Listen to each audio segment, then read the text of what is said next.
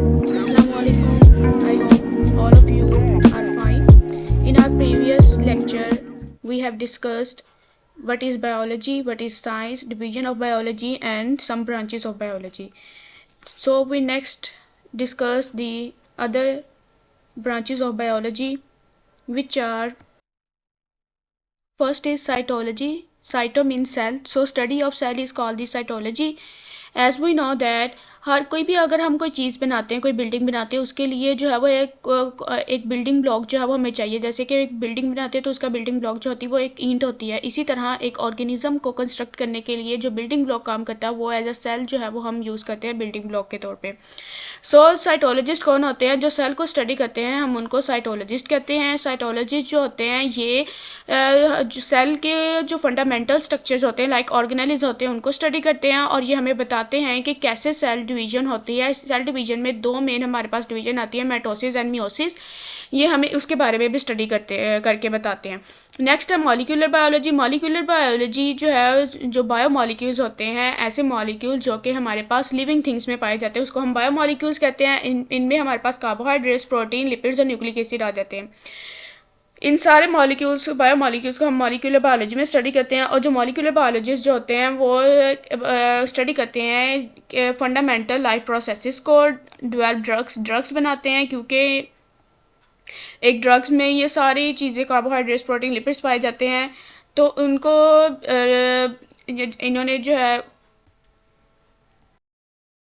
Molecular biologist drug develop करते हैं और जेनेटिकली मॉडिफाइड ऑर्गेनिजम्स क्रिएट करते हैं। अब जेनेटिकली मॉडिफाइड ऑर्गेनिज्म इसको फॉर एग्जांपल अगर हमारे पास इसमें हम क्या करते हैं कि एक हम जीन जो है इसको निकाल के हम जो हमें चाहिए जिस करेक्टरिस्टिक्स की वो उस करेक्टरिस्टिक्स के जीन जो है वो हम उस ऑर्गेनिज्म में डाल देते हैं। फॉर एग्जांपल हमें जो है वो रेड टोमेटो नहीं बल्कि हमें जो है वो ब्लू टोमेटो चाहिए। तो हम क्या करेंगे, जो रेड टोमेटो के कलर के जीन है वो उसको निकाल के उसमें से हम जो ब्लू कलर्ड जीन होती है वो हम उसमें इंसर्ट कर देंगे और इस तरह जो है वो फिर हमारे पास अब रेड के बजाय ब्लू टोमेटो आ जाएगा। और इसी तरह ऑर्गेनिज्म में होता है कि हमारे पास आजकल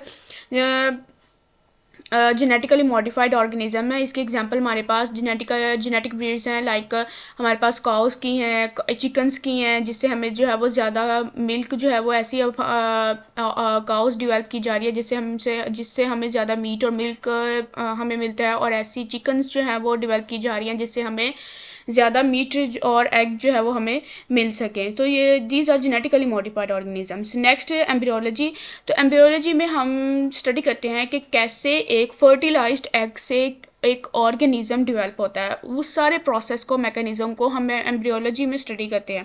इस ब्रांच में साइंटिस्ट स्टडी करते हैं कि कैसे टिश्यू और ऑर्गन जो है वो फॉर्मेशन होती है, बर्थ डिफेक्ट्स जो होते हैं उनको स्टडी किया जाता है और फिर उनके लिए जो है वो मेडिकल ट्रीटमेंट भी डेवलप की जाती है।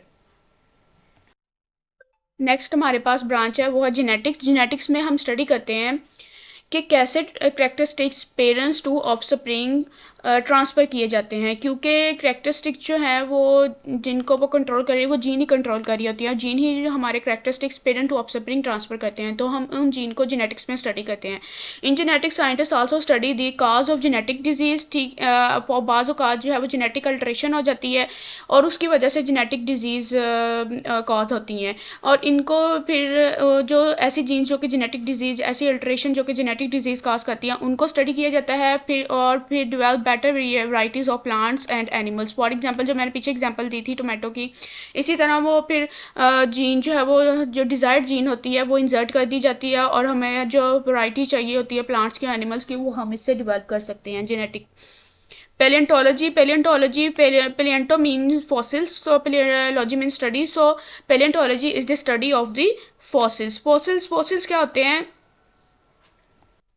Fossils are the remains of plants and animals that were preserved in rocks and other geological formations. अगर ऐसे ये रिमेन्स होते हैं प्लांट्स और एनिमल्स के जो कि प्रिजर्व्ड होते हैं, उनको हम कहते हैं फॉसिल्स।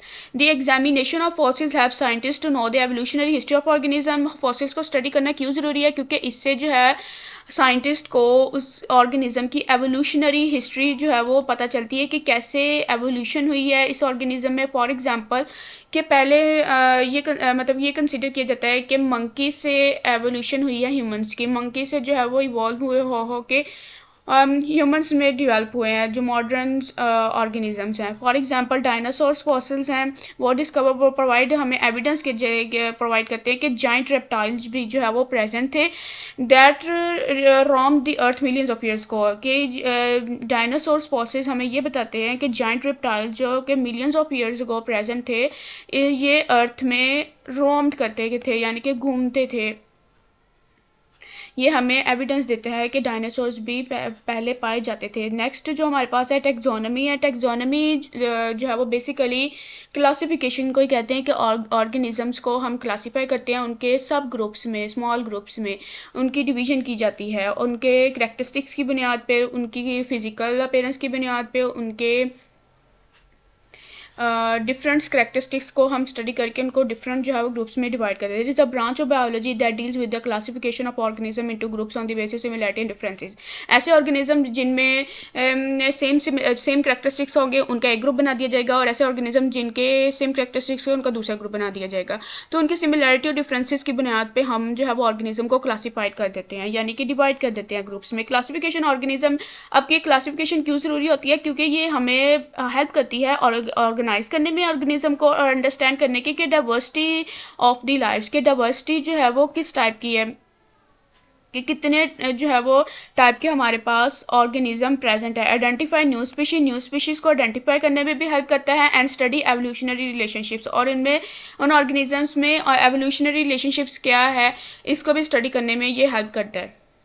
नेक्स्ट हमारे पास ब्रांच है वो है इकोलॉजी। इकोलॉजी में हम स्टडी करते हैं ऑर्गेनिजम्स और उसके जो इन्वायरमेंट्स के दरमियान रिलेशनशिप है उसको हम इकोलॉजी में स्टडी करते हैं कि कैसे ऑर्गेनिजम्स और इन्वायरमेंट्स जो है वो अगर इन दोनों का कैसे एक दूसरे के साथ इंटरेक्ट करते हैं, कैसे ये एक दूसरे को बैलेंस आउट करते हैं। Ecology help to conserve biodiversity and address environmental problems, के हमें इकोलॉजी जो है वो हमें किस तरह हेल्प करती है कि जो बायोडाइवर्सिटी हमारे पास है उसको कैसे कंजर्व किया जाए, उसको कैसे सेव किया जाए, एंड एड्रेस इन्वायरमेंटल प्रॉब्लम्स। और जो हमारे पास इन्वायरमेंटल प्रॉब्लम्स होते हैं लाइक पोल्यूशंस होती है या अदर इन्वायरमेंटल प्रॉब्लम्स है उसको कैसे सॉल्व किया जाए। The food chain for instance illustrate the interconnectedness of the organism for energy and nutrients. और फूड चेन को भी इसमें स्टडी किया जाता है। फूड चेन क्या होती है कि कैसे फूड चेन हमें बताती है कि कैसे ऑर्गेनिज्म एक दूसरे के साथ कनेक्ट होते हैं for energy and for nutrients flow. Next हमारे पास मैरीन बायोलॉजी, जो मैरीन ओशंस ऑर्गेनिजम्स होते हैं, ओशन लाइफ को हम स्टडी करते हैं मैरीन बायोलॉजी में, और ये हमें हेल्प करती है कि ओशन बायोडाइवर्सिटी को अंडरस्टैंड करने में, न्यू स्पीशीज़ को डिस्कवर करने में, and address marine conservation issues, और मैरीन कंजर्वेशन इश्यूज़ को एड्रेस करने में ये हेल्प करते हैं। जो मैरीन बायोलॉजिस्ट होते हैं वो इन सब चीज़ों को स्टडी करते हैं। For example coral reefs spot a wide variety of marine lifes. Coral reefs, for example coral reef spots a wide variety of organisms. Coral reefs जो हमारे पास जो मेरीन लाइफ होती है उसको कैसे सपोर्ट करते हैं, ये एज अ नेचुरल बैरियर के तौर पर एक्ट करते हैं। ये जो हमारे पास स्टॉर्म्स होते हैं, फ्लड्स होते हैं, उनके अगेंस्ट जो है वो मेरीन लाइफ को बचाते हैं। नेक्स्ट हमारे पास है pathology. The study of disease is called disease, their causes and effects is called the pathology. हम इसमें डिजीज़ को स्टडी करते हैं, उनके कॉजेज़ को स्टडी करते हैं कि इस डिजीज़ का कॉज क्या है और फिर इस डिजीज़ का इफेक्ट क्या हो सकता है। Pathology helps in disease diagnosis, preventions and treatments. इसमें हम डिजीज़ के डायग्नोसिस करने में ये हेल्प करती है, प्रिवेंशंस के डिजीज़ को हम थॉरली स्टडी करते हैं कि हम कैसे जो है उस डिजीज़ से बच सकते हैं और इसका फिर ट्रीटमेंट क्या हो सकता है। फॉर एग्जांपल एक पैथोलॉजिस्ट जो होता है वो स्टडी करता है how the uncontrolled division and spread of cell can cause cancer. कि एक पैथोलॉजिस्ट जो है वो ये स्टडी करता है कि ये कैंसर जो है वो कैसे होता है, कि कैसे जो कैंसर यही होता है कि हमारे पास अनकंट्रोल्ड डिवीजन होती है सेल की, जो जिसको वो सेल्स की अनकंट्रोल डिवीजन जिसको हम रोक नहीं सकते, तो वो फिर हमारे पास जो अनकंट्रोल डिवीजन होती है वो कैंसर में डेवलप हो जाती है। तो पैथोलॉजी इसको स्टडी करते हैं। नेक्स्ट हमारे पास आ जाती है इम्यूनोलॉजी।